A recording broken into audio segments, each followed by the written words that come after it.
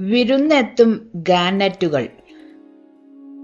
യാത്രകൾ പ്രാർത്ഥന പോലെ സ്വസ്ഥവും സമാധാനവുമാണെന്ന് ഞങ്ങളെ പഠിപ്പിച്ചത് ഉപ്പയും ഉമ്മയുമാണ്.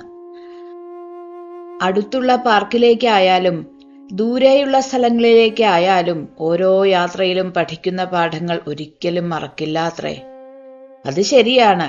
പിടിച്ച മീനിനെ മുഴുവൻ ഞങ്ങൾക്ക് തന്ന കുടുംബത്തെ, വിശന്നപ്പോൾ ആപ്പിൾ അപ്പം തന്ന മുത്തശ്ശിയെ, ഏതോ യാത്രയിൽ വെച്ച് കാറിന്റെ ടയർ കേടുവന്ന യാത്രക്കാരെ ഉപ്പയും ഞങ്ങളും സഹായിച്ചത്, അങ്ങനെ ഓരോന്നും എഴുതി വെക്കണമെന്നാണ് ഉമ്മ പറയാ. പക്ഷെ രണ്ടാളും മടിയന്മാരല്ലേ. ഒരിക്കൽ ജൂലൈയിലെ സ്കൂൾ അവധിക്കാലത്ത് ഞങ്ങളെയും കൊണ്ട് ഉപ്പ ദൂരെ ഒരിടത്ത് പോയി. എവിടെയാണെന്നോ? കരയുടെ അറ്റത്തേക്ക്. ക്യുബക് സമുദ്രതീരത്തെ ഗാസ്പെസി എന്ന സ്ഥലത്ത് കര അവസാനിക്കും. സെന്റ് ലോറൻസ് ഉൾക്കടൽ തീരത്താണ് ഗാസ്പെസി. സെന്റ് ലോറൻസ് ഉൾക്കടലിനപ്പുറം അറ്റ്ലാന്റിക് സമുദ്രമാണ്. അപ്പലേച്ചൻ പർവ്വതനിരകൾ ഒരു വശത്തും മറുവശത്ത് കടലും ചേർന്ന് പ്രകൃതി മനോഹരമാക്കിയ തീരം. ഗാസ്പെസിയിലേക്ക് മിസിസാഗയിൽ നിന്ന് 1600 കിലോമീറ്ററിലധികം ദൂരമുണ്ട്. 20 ബെസ്റ്റ് ഡ്രൈവുകളിൽ ഒന്നായി നാഷണൽ ജിയോഗ്രഫി സാക്ഷ്യപ്പെടുത്തിയ ഗാസ്പെസിയിലേക്ക് കാറിലാണ് പോയത്. വേനൽക്കാലം റോഡ് പണികളുടെ കാലം കൂടിയാണ്. കനത്ത മഞ്ഞുവീഴ്ച മൂലം റോഡുകൾക്കുണ്ടാകുന്ന കേടുപാടുകൾ തീർക്കുന്നതും പുതിയ റോഡ് നിർമ്മാണവും തകൃതിയായി നടക്കുന്ന സമയമാണ്. ദൂരേന്ന് കാണാം സ്പീഡ് കുറയ്ക്കാനുള്ള നിർദ്ദേശങ്ങൾ. പണി നടക്കുന്ന റോഡുകളുടെ പണിക്കാരുടെ സുരക്ഷയ്ക്കാണ് പ്രാധാന്യം. എല്ലാവർക്കും സുഖമായിട്ട് വണ്ടി ഓടിക്കാനല്ലേ അവരെല്ലാം വെയിലത്ത് പണിയെടുക്കുന്നത്. ഗാസ്പെസിയിലേക്കുള്ള റോഡിലും പണി നടക്കുന്നുണ്ടായിരുന്നു. റോഡിന്റെ ഒരു വശത്ത് മലയും മറുവശത്ത് വെള്ളവുമാണ്. അതുകൊണ്ട് മാറിപ്പോകാനൊന്നും പറ്റില്ല. പണി നടക്കുന്ന റോഡുകളിൽ സ്പീഡ് ലിമിറ്റ് മറികടന്നാൽ ഫൈൻ തുക ഇരട്ടി നൽകേണ്ടി വരും. റോഡുകളിൽ വാഹനങ്ങളെ നിയന്ത്രിക്കാൻ ചെറിയ സിഗ്നലുകൾ തൽക്കാലത്തേക്ക് വെച്ചിട്ടുണ്ട്. റോഡിൽ പണിക്കാർ ഉണ്ടെങ്കിലും ഇല്ലെങ്കിലും ഈ സിഗ്നലുകളിൽ വണ്ടി നിർത്തി ഓരോ വാഹനവും വളരെ പതുക്കെയാണ് കടന്നു പോവുക. ദൂരം കുറേയുള്ളതിനാൽ ഇടയ്ക്ക് ചില സ്ഥലങ്ങളിലെ മോട്ടലുകളിൽ തങ്ങി ഉറങ്ങിയും ക്ഷീണം തീർത്തും വളരെ സാവധാനമാണ് ഞങ്ങളുടെ യാത്ര. ഇംഗ്ലീഷിൽ വോൾഫ് റിവർ എന്നർത്ഥം വരുന്ന റിവിയർ ഡ്യൂ ലൂ എന്ന് പേരുള്ളൊരു സ്ഥലത്ത് വിശ്രമിച്ചതിനു ശേഷം ഞങ്ങൾ യാത്ര തുടർന്നപ്പോൾ വഴിയിൽ രസകരമായൊരു കാഴ്ച കണ്ടുട്ടോ. താമസിച്ച മോട്ടലിൽ നിന്ന് കുറച്ചു ദൂരം പോന്നിട്ടേ ഉണ്ടായിരുന്നുള്ളൂ. അപ്പോഴേക്കും വണ്ടി നിർത്തിയിടാൻ ഉപ്പാക്ക് പോലീസിന്റെ സിഗ്നൽ കിട്ടി. 2-3 പോലീസ് വാഹനങ്ങൾ കടന്നു പോയപ്പോൾ വിചാരിച്ചു ഏതോ VIP ആയിരിക്കുമെന്ന്. പക്ഷെ ഇവിടെ അങ്ങനെയൊരു സംഭവമില്ല. ആകെ ആംബുലൻസും ഫയർ എഞ്ചിനും കടന്നു പോകുമ്പോൾ മാത്രമാണ് റോഡിലെ മറ്റു വാഹനങ്ങൾ വഴിമാറിക്കൊടുക്കുന്നത്. ഇത് എന്ത് പുതുമ എന്നറിയാതെ കാറിൽ അന്തം വിട്ടിരിക്കുന്ന ഞങ്ങളുടെ മുന്നിലൂടെ പോയത് ഒരു കൂറ്റൻ ട്രെയിലർ ആയിരുന്നു. 3 ട്രെയിലർ ചേർത്ത് വെച്ചാലുള്ള വലിപ്പുണ്ട് കേട്ടോ ഒന്നിന്. അതിനുള്ളിൽ വെള്ള നിറത്തിൽ ആനക്കൊമ്പിന്റെ ആകൃതിയിൽ നീണ്ടു നിവർന്നു കിടക്കുന്നൊരു സാധനം. അതെന്താണെന്ന് മനസ്സിലായില്ല. ഈ കൂറ്റൻ ട്രെയിലർ വളവു തിരിയുന്നത് കണ്ടാൽ പേടിയാകും. വാഹനങ്ങൾ അതിനിടയിൽപ്പെട്ട അപകടം ഉണ്ടാകാതെ ഇരിക്കാനും ട്രെയിലർ ഓടിക്കുന്ന ഡ്രൈവർക്ക് ബുദ്ധിമുട്ടില്ലാതെ വണ്ടി തിരിക്കാനും വേണ്ടിയാണ് ഞങ്ങളെയൊക്കെ തടഞ്ഞു നിർത്തിയത്. ട്രെയിലർ വഴി തിരിഞ്ഞു പോയപ്പോഴാണ് ഞങ്ങൾക്ക് പോകാൻ അനുമതി കിട്ടിയത്. ഒപ്പം ഒരു സോറിയും. ഞങ്ങളുടെ സമയം നഷ്ടപ്പെടുത്തിയതിനായിരുന്നു സോറി. കുറച്ചു ദൂരം പോയപ്പോഴാണ് വരിവരിയായി കാറ്റാടി യന്ത്രങ്ങൾ നിൽക്കുന്ന കാറ്റാടി പാടങ്ങൾ കണ്ടത്. ട്രെയിലറിൽ കണ്ട വലിയ ആനക്കൊമ്പില്ലേ, അത് കാറ്റാടി യന്ത്രത്തിന്റെ ചിറകായിരുന്നു. 3000-ന് താഴെ ജനങ്ങൾ താമസിക്കുന്ന കാപ്പ് ചാറ്റ് എന്ന ഗ്രാമത്തിലാണ് ഞങ്ങൾ എത്തിയിരിക്കുന്നത്. പൂച്ചയെ പോലെ തോന്നിക്കുന്നത് കൊണ്ടാണത്രേ ഗ്രാമത്തിന് ഇങ്ങനെയൊരു പേര്. പൂച്ച എന്നാണ് ചാറ്റ് എന്ന ഫ്രഞ്ച് വാക്കിനർത്ഥം. ചക്കര വായിച്ചു പഠിക്കുമ്പോൾ കേട്ടിട്ടുണ്ട്. 100-ലധികം കാറ്റാടി യന്ത്രങ്ങൾ ഉണ്ടെന്ന് തോന്നുന്നു ഈ പൂച്ച ഗ്രാമത്തിൽ. ഞങ്ങൾ രണ്ടാളും എണ്ണാനൊക്കെ തുടങ്ങിയെങ്കിലും പിന്നെ നിർത്തി. മലമുകളിൽ നിരനിരയായി നിൽക്കുന്ന കൂറ്റൻ കാറ്റാടി യന്ത്രങ്ങൾ ദൂരെന്നേ കാണാം. വളരെ നല്ല രീതിയിൽ പ്രവർത്തിക്കുന്ന വടക്കേ അമേരിക്കയിലെ ഏറ്റവും വലിയ വിൻഡ് ഫാമുകളിൽ ഒന്നാണത്രേ ഇത്. ഇവയുടെ പ്രവർത്തനങ്ങളെക്കുറിച്ച് പഠിക്കാനും ടവറിനുള്ളിൽ കയറാനും സന്ദർശകരെ അനുവദിക്കും. ആസിഡ് മഴയും ഗ്രീൻ ഹൗസ് ഗ്യാസ് എമിഷനും നിയന്ത്രിച്ച് ഭൂമിയെ സംരക്ഷിക്കുന്നവരാണത്രേ കാറ്റാടികൾ. വലിയ ചിറകുകൾ തിരിച്ച് കാറ്റിൽ നിന്ന് വൈദ്യുതി കൊയ്യുന്നത് കുറച്ചുനേരം നോക്കി നിന്ന് ഞങ്ങൾ പൂച്ച ഗ്രാമത്തിനോട് യാത്ര പറഞ്ഞു. ഗ്യാസ്പെസി ഉപദ്വീപിലെ പേഴ്സിലെത്താൻ ഇനിയും കുറേ നേരം കാറിലിരിക്കണം. പേഴ്സിലെത്തിയപ്പോൾ രാത്രിയായി. ഞങ്ങൾ രണ്ടുപേരും നല്ല ഉറക്കത്തിലായിരുന്നു. ഉപ്പ ഹോട്ടലിൽ ചെന്ന് താമസിക്കാനുള്ള മുറിയൊക്കെ തരപ്പെടുത്തി തിരിച്ചെത്തിയതിനു ശേഷമാണ് ഉമ്മ ഞങ്ങളെ വിളിച്ചുണർത്തിയത്. കടൽക്കരയിലാണ് ഹോട്ടൽ. കടൽ കാഴ്ചകൾ കാണാൻ സൗകര്യമുള്ള മുറിയാണ് ഞങ്ങൾക്ക് കിട്ടിയത്. മുറ്റത്തെ പുൽത്തകിടിയിലൂടെ നടന്ന് കടലിലേക്കിറങ്ങാം. കുളിയും ഭക്ഷണം കഴിക്കലും കഴിഞ്ഞയുടനെ വേഗം കിടന്നുറങ്ങി. ഇനി രാവിലെ നേരത്തെ എണീറ്റിട്ട് വേണം എനിക്കും ചക്കരയ്ക്കും കൂടുതൽ കാര്യങ്ങൾ കണ്ടുപിടിക്കാൻ. പിറ്റേന്നാണ് ബോനവെഞ്ചു ദ്വീപിലേക്ക് പോകേണ്ടത്. അവിടെ ഒരു സർപ്രൈസ് ഉണ്ടെന്ന് ഉപ്പ അവനോട് മാത്രം സ്വകാര്യത്തിൽ പറഞ്ഞതാണ്. അതെന്താവും എന്നായിരുന്നു ചക്കര ഉറക്കം വരുന്നതുവരെ എന്നോട് ചോദിച്ചത്. എനിക്കറിയില്ലായിരുന്നു. നേരം വെളുത്ത് മുറ്റത്തേക്കിറങ്ങിയപ്പോഴാണ് കരയിൽ നിന്ന് കുറച്ചു ദൂരെ വെള്ളത്തിലുള്ള നീണ്ട പാറ ഞങ്ങൾ കാണുന്നത്. അതാണ് പേഴ്സോ റോക്ക്. അതിനും അപ്പുറത്താണ് ബോനവെഞ്ചു ദ്വീപ്.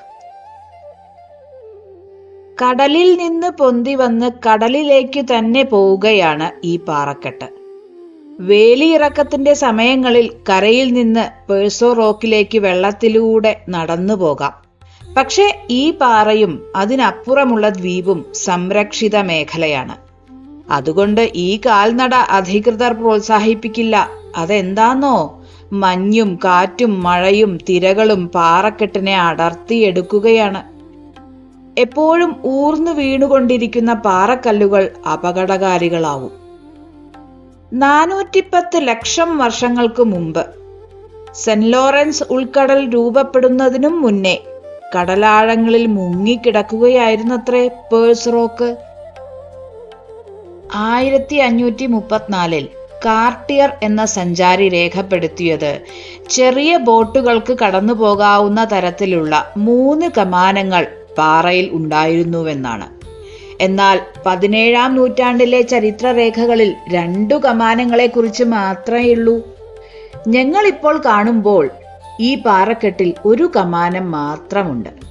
അപ്പോൾ മറ്റു 2 കമാനങ്ങൾ പൊടിഞ്ഞു പോയിട്ടുണ്ടാവും അല്ലേ?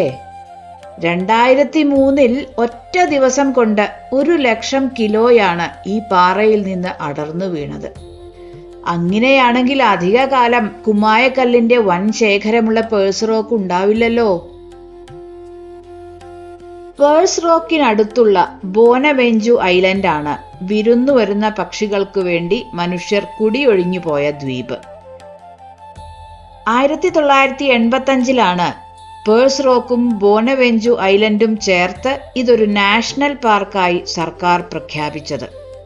മനുഷ്യർക്ക് അടുത്തു ചെന്നു കാണാവുന്ന നോർത്തേൺ ഗാനറ്റ് എന്ന ദേശാടന പക്ഷികളുടെ ഏറ്റവും വലിയ വേനൽക്കാല സങ്കേതമാണത്രേ ഈ ദ്വീപും പരിസരവും. ഇതാണ് ഉപ്പ പറഞ്ഞ സർപ്രൈസ്. ദ്വീപിൽ സ്ഥിരതാമസക്കാരായി വേറെയും പക്ഷികളുണ്ട് കേട്ടോ. എന്നാൽ വേനൽക്കാലത്ത് വിരുന്നു വരുന്ന 1,00,000-ത്തിലധികം ഗാനറ്റുകളെ കാണാനാണ് ആളുകൾ എത്തുന്നത്.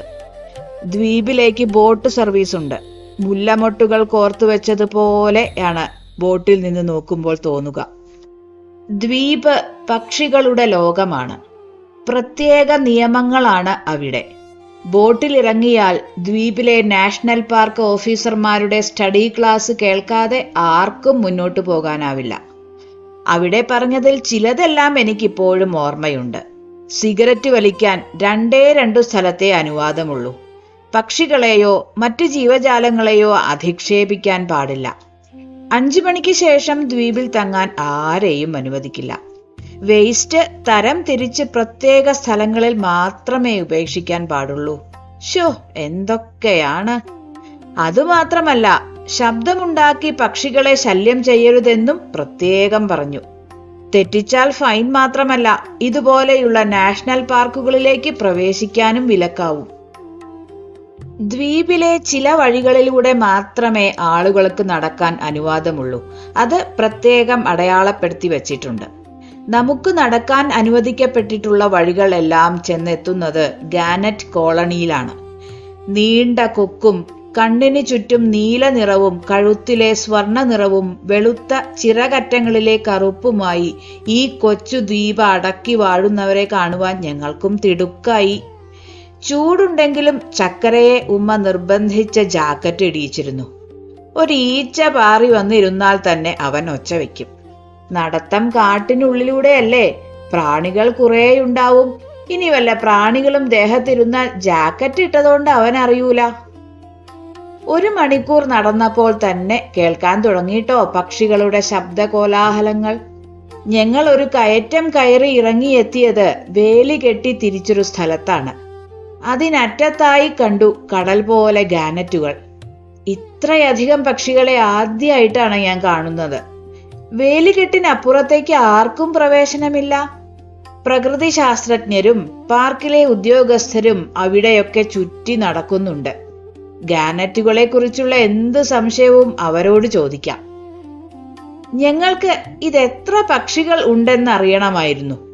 അവരെന്താന്നോ പറഞ്ഞത്, ഇങ്ങനെയൊക്കെ ശ്രദ്ധിച്ചിട്ടും ഓരോ വർഷം കഴിയുമ്പോഴും പക്ഷികളുടെ എണ്ണത്തിൽ കുറവ് വരികയാണെന്നാണ്.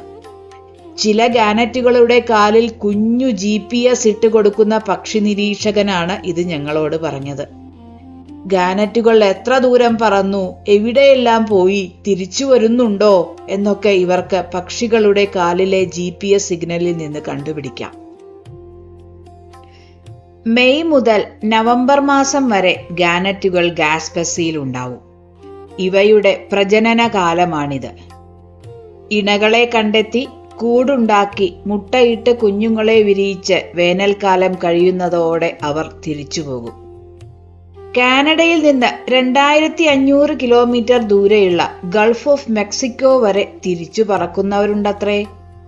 ഗാനറ്റുകൾ നീണ്ട കൊക്കുകൾ മേലോട്ട് നീട്ടി ഒരു പ്രത്യേക ശബ്ദമുണ്ടാക്കിയാണ് ഇണയെ ആകർഷിക്കുക.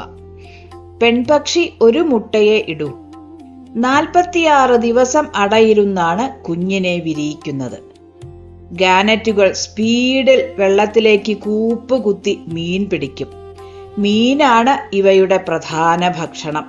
വെറുതെയല്ല അവിടെ ആകെയൊരു മീൻനാറ്റമുണ്ടായിരുന്നത്. ഗാനറ്റുകൾ ദ്വീപിലുള്ള മറ്റു പക്ഷികളുമായി തീരെ കൂട്ടുകൂടില്ല. ഇവരുടെ വിരുന്നുകാലം കഴിയുന്നതുവരെ മറ്റുള്ളവർ ദ്വീപിനുള്ളിൽ എവിടെയെങ്കിലും കഴിയുന്നുണ്ടാകും. 5 മണിക്ക് മുൻപേ ഞങ്ങൾ അവിടുന്ന് പോന്നു. തിരിച്ചു വരുമ്പോൾ ബോട്ടിന്റെ മുകൾ തട്ടിലേക്ക് കയറി. അതുകൊണ്ട് പേഴ്സ് റോക്ക് ഒന്നുകൂടെ വ്യക്തമായി കാണാൻ പറ്റി. കരയിലിറങ്ങിയ ഉടനെ ഞാനും ചക്കരയും സ്ട്രീറ്റിലൂടെ നടക്കാൻ പോയി. വൈകുന്നേരമായതിനാൽ ആർട്ടിസ്റ്റുകളും പാട്ടുകാരും ഒക്കെയുണ്ടാവും. നല്ല രസാണ് അവർ വരയ്ക്കുന്നതും പാടുന്നതുമൊക്കെ കേട്ട് നടക്കാൻ. എനിക്കന്ന് രാത്രി ഉറങ്ങാൻ കിടന്നിട്ടും ഗാനറ്റുകളുടെ കലപില ശബ്ദം ചെവിയിൽ മുഴങ്ങുന്നത് പോലെ തോന്നിയിരുന്നു.